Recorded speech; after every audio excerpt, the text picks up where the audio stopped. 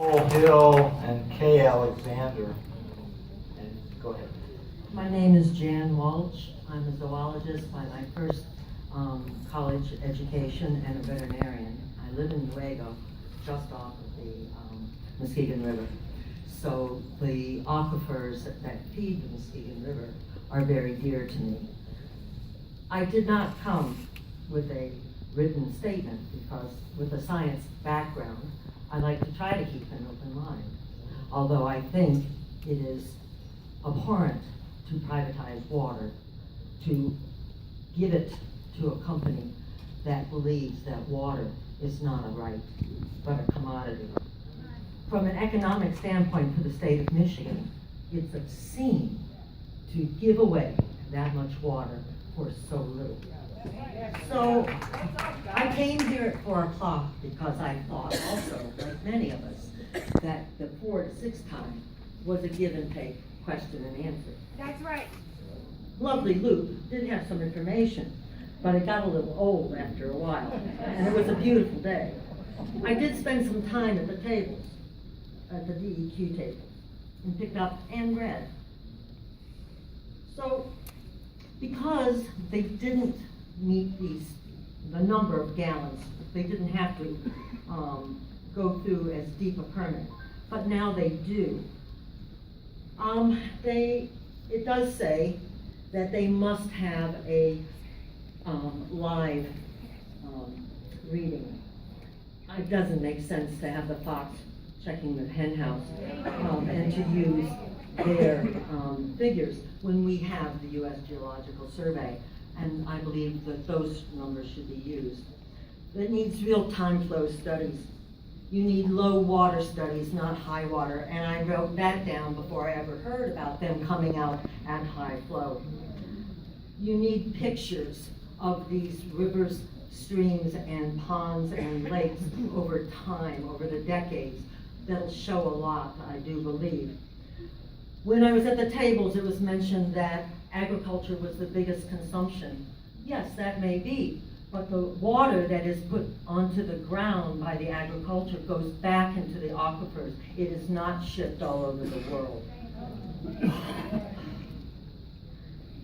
One of the things that they must meet is no impacts to wetlands. We all know you need the aquifer to create a wetland.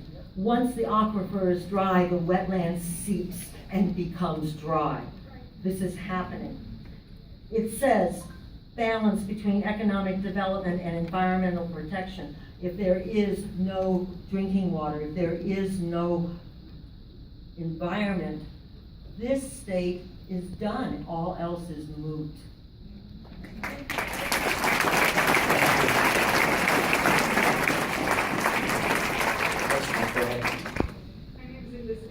I flew back here from Ann Arbor. I don't know if anybody else is here from Ann Arbor. You need a ride back. I am not a scientist. I'm a computer science person, and as such, my specialty is data, and that means what's very important to make decisions is inputs, and so before coming here, I tried to collect as much data as I could, which isn't very much, but one of the interesting things I did is I listened to Democracy Now!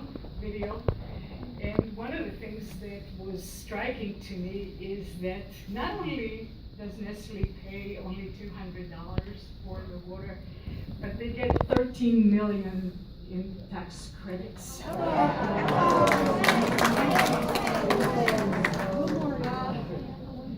So that's one piece of data that I heard on Democracy Now! One of the other things I did is I read some other literature that was distributed here today, and I heard that Canada has put a 2-year moratorium on Nestle extracting water for reasons that are not very clear, but it's just a phone call to Canada. Find out what happened there.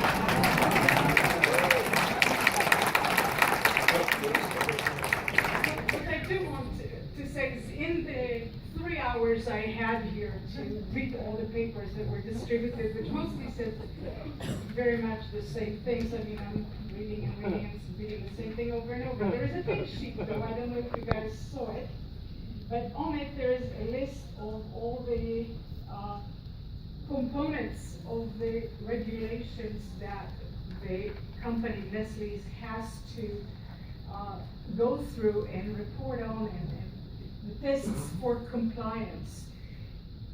I read it and it's really great, but there was no data there. There was various requirements for the permits, but there was nothing written that says, this is what Nestle says that they're doing, this is what DEQ tested and checked that they are actually doing, and the cause and effect.